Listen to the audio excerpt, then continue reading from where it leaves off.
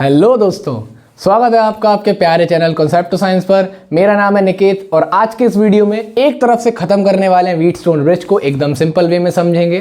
ठीक है, वीडियो को बिना स्किप करे पूरा एंड तक देखें। एट द एंड आपके सारे डाउट्स क्लियर होने वाले हैं।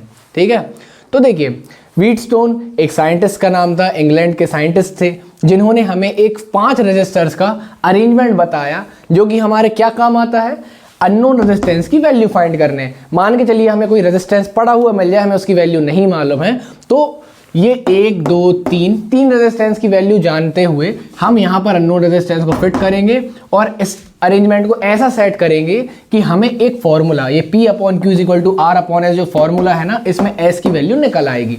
तो हमें पता चल जाएगा यहाँ पर अननोन रेजिस्टेंस की वैल्यू क्या है।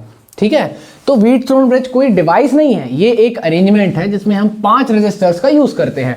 5वां रेजिस्टर कौन है? गैल्वेनोमीटर। इसका भी तो कुछ रेजिस्टेंस होता है। ठीक है, तो एक रेजिस्टेंस अननोन होता है, जैसे हम यहाँ पर एग्जांपल में मान रहे हैं कि S अननोन रेजिस्टेंस है। ठीक है, P की वैल्यू पता है, Q की वैल्यू पता है, R की वैल्यू पता है। अब देखिए, PQ मान के चलते हैं फिक्स वैल्यू है, लेकिन R जो है ना, R को हम मान के चलते हैं इन तीनों में से कोई एक रेजिस्टर और ऐसा होगा जो कि वेरिएबल रेजिस्टर होगा, या जैसे रेओस्टेट होता है। ठीक है, मतलब ऐसा डिवाइस जिसका रेजिस्टेंस हम चेंज कर सकते हैं। ये दोनों फिक्स हैं, ये अननोन है, फिक्स है लेकिन अननोन है। यहाँ पर हम एक ऐसा डिवाइस लगा दें जिसका रेजिस्टेंस हम चेंज कर सकते हैं। ठीक है, तो इसका चेंज करने से क्या फायदा होता है वो हमें आगे पता चलेगा। देखिए, 4 resistance connected in 4 sides of quadrilateral and galvanometer is connected in the diagonal। Diagonal में हमारा गैल्वेनोमीटर कनेक्ट है। एक यहाँ पर K2 की है, K1 की है, E हमारा बैटरी है। ठीक है, E से करंट जा रहा है, यहाँ I करंट जा रहा है, A पॉइंट से करंट डिस्ट्रीब्यूट हो रहा है, I1 ऊपर I2 नीचे। अब ये I1 करंट इस P रजिस्टर से पास हुआ, यहाँ पर जब पहुँचा तो यहाँ पे फिर करंट डिस्ट्रीब्यूट हुआ, IG यहाँ चला गया, तो I1 जो जा रहा था, I1 में से IG करंट आगे बढ़ जाएगा, IG अंदर चला गया। सेम यहाँ पर होगा, I2 करंट नीचे जा रहा था, इस पॉइंट से I2 बट गया। ठीक है, मतलब I2 बटा नहीं, बेसिकली IG करंट जो आया है ना, IG करंट यहाँ से ऐड हो गया, इसी डायरेक्शन में आगे बढ़ रहा है। ठीक है, तो यहाँ जो I2 आगे बढ़ रहा था इसमें IG और जुड़ गया, तो हमें यहाँ से इस पॉइंट से D से C की तरफ जाते हुए I2 + IG करंट मिलता है। ये होता है हमारा अरेंजमेंट। ठीक है, These resistance are so adjusted that galvanometer shows no deflection। ये एक इंपॉर्टेंट पॉइंट है जो थोड़ा सा कंफ्यूज करता है। इस रजिस्टर को हम वैल्यू चेंज कर करके इस तरीके से इस डिवाइस को सेट कर लेते हैं। फिर मेरे मुंह से डिवाइस निकल गया, डिवाइस नहीं, इस अरेंजमेंट को ऐसा सेट करते हैं कि यहाँ पर B पॉइंट पर और D पॉइंट पर जो पोटेंशियल है ये वैल्यू सेम हो जाए। ठीक है, मतलब यहाँ B और D के बीच में कोई भी पोटेंशियल डिफरेंस ना हो।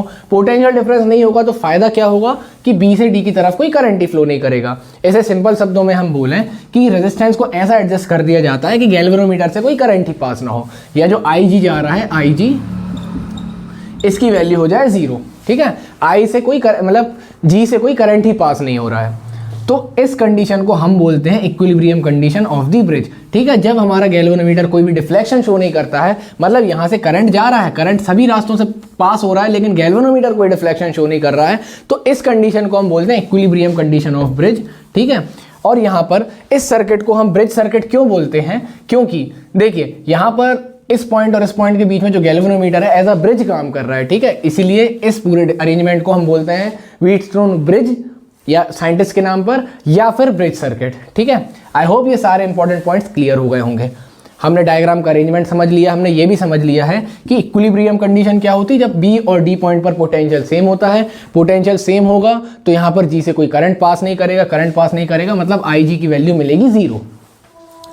अब देखिए, एक और इंपॉर्टेंट पॉइंट आता है, if the position of galvanometer and battery interchange. ठीक है, गैल्वेनोमीटर और बैटरी की पोजीशन को हम इंटरचेंज भी कर देना इक्विलिब्रियम कंडीशन में, तो इससे इक्विलिब्रियम कंडीशन पर कोई फर्क नहीं पड़ेगा। ठीक है, P/Q = R/S है तो वो P/Q = R/S ही रहेगा यदि इनकी और इसकी पोजीशन को चेंज कर दें। ठीक है, बैलेंस कंडीशन में हमें रेजिस्टेंस का रेशियो इक्वल मिलता है। ठीक है, अब देखिए ये कंडीशन हमें कैसे मिलती है, इसका हम प्रूफ देख लेते हैं।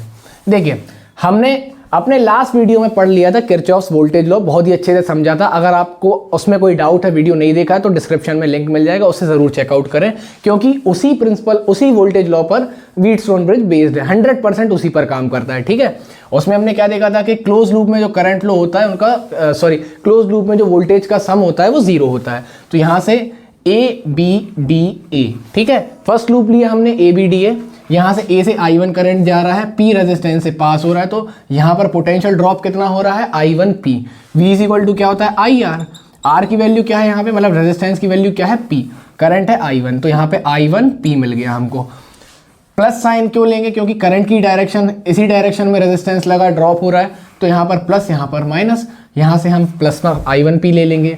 ये नीचे आ रहा है इसी साइड, ये हमारा रेजिस्टेंस है, तो यहाँ पर IG करंट है और यहाँ पर पोटेंशियल कितना है हमारा, सॉरी रेजिस्टेंस कितना है G, तो यहाँ पर जो टोटल पोटेंशियल हमारा मिलेगा वो मिलेगा IG इंटू G। अब यहाँ से जब हम वापस आएंगे तो हमारा करंट I2 है, लेकिन हम अपोजिट डायरेक्शन में आ रहे हैं, तो यहाँ पर current into resistance I into R, I2 into R हमें क्या लेना पड़ेगा, नेगेटिव साइन के साथ लेना पड़ेगा, ठीक है। लेकिन हम तो बात कर रहे हैं बैलेंस कंडीशन में। बैलेंस कंडीशन में क्या होता है, IG equal to zero, IG equal to zero होगा तो हमें इस टर्म को तो नेगलेक्ट करना पड़ेगा क्योंकि ये तो जीरो हो गई, तो हमें क्या मिल जाएगा I1P माइनस I2R, इस साइड ले जाएंगे तो I1P इक्वल टू I2R, ठीक है। फर्स्ट इक्वेशन हमें मिल गई I1P इक्वल टू I2R इस फर्स्ट वाले लूप के लिए। सेकंड लूप में फिर से किरचॉफ वोल्टेज लॉ लगा देंगे। अब यहाँ पर देखिए I1 में से IG करंट नीचे चला गया तो आगे कितना बढ़ा, I1 माइनस IG, ठीक है। इतनी चीज़ें क्लियर हैं आप सभी को ना, कोई डाउट हो तो कमेंट में ज़रूर बताएं टाइम स्टैम्प के साथ, ठीक है। I1 माइनस IG करंट आगे बढ़ेगा और यहाँ से इस पॉइंट से वापस आएगा। अब यहाँ पर देखिए ये करंट जो नीचे आ रहा था IG G, यहाँ से ये आगे कितना बढ़ा, I2 यहाँ से आ रहा था, I2 में IG ऐड हो गया, ठीक है। तो यहाँ पर जो सेकंड लूप में हम बात करेंगे किरचॉफ वोल्टेज लॉ, Q की तरफ कितना करंट जा रहा है, I1 minus IG plus sign minus sign, तो यहाँ पर हम प्लस में लेंगे I1 minus IG into Q, ठीक है। अब हम अपोजिट डायरेक्शन में आ रहे हैं, I2 प्लस IG इधर जा रहा है लेकिन हम इस साइड आ रहे हैं C से D की तरफ, तो हमें अपोजिट ये करंट के साथ रेजिस्टेंस का multiply V is equal to IR, ये है I की वैल्यू है ये, R की वैल्यू है ये, तो इन दोनों का मल्टीप्लाई लेंगे लेकिन नेगेटिव साइन के साथ लेंगे क्योंकि अपोजिट डायरेक्शन में आ रहे हैं हम, ठीक है ना। तो minus I2 plus IG into S।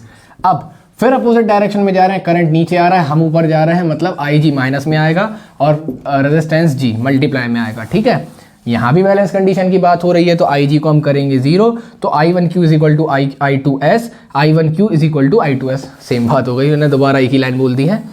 First equation second equation हमें मिल चुकी है, दोनों का रेशो ले लेंगे, तो ये I1 से I1 कैंसिल, I2 से I2 कैंसिल, मिलेगा क्या, P upon Q equal to R upon S। एकदम सिंपल डेरिवेशन है किरचॉफ वोल्टेज लॉ से, फर्स्ट लूप सेकंड लूप दोनों में आपको लगाना है, ये ऐसी डायरेक्शन है, ठीक है हमारी।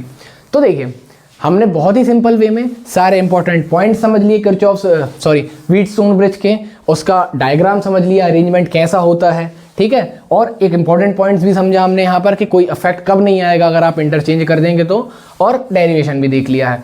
तो ये जो हमने पॉइंट्स पढ़े हैं ना, ये असर्शन रीजन में, एक्सरसाइज में या केस स्टडी में आपसे पूछे जा सकते हैं, तो ये ज़रूर अच्छे से क्लियर कर लें। इनसे न्यूमेरिकल्स में भी आपको बहुत हेल्प मिलेगी, ठीक है। और डेरिवेशन वाला पोर्शन ये रहा, इसके न्यूमेरिकल्स हम नेक्स्ट वीडियो में देखेंगे, वीडियो को लेंदी नहीं करेंगे। कोई डाउट है आपको तो आप कमेंट सेक्शन में बता सकते हैं, ऐसे ही और इंपॉर्टेंट वीडियोज़ के लिए कमेंट सेक्शन में ज़रूर सजेस्ट कर सकते हैं। आपको जिस भी डेरिवेशन में डाउट हो, जिस भी टॉपिक में डाउट हो, आपको वीडियोज़ जल्दी ही उन टॉपिक्स पर मिल जाएंगे। तो आई होप आपको इस वीडियो में ढेर सारी इन्फॉर्मेशन मिली होगी, सारे डाउट्स आपके क्लियर हुए होंगे। तो वीडियो को लाइक करें, दोस्तों के साथ शेयर करें और चैनल को सब्सक्राइब नहीं किया तो सब्सक्राइब कर लें। मिलते हैं नेक्स्ट वीडियो में। Thanks for watching.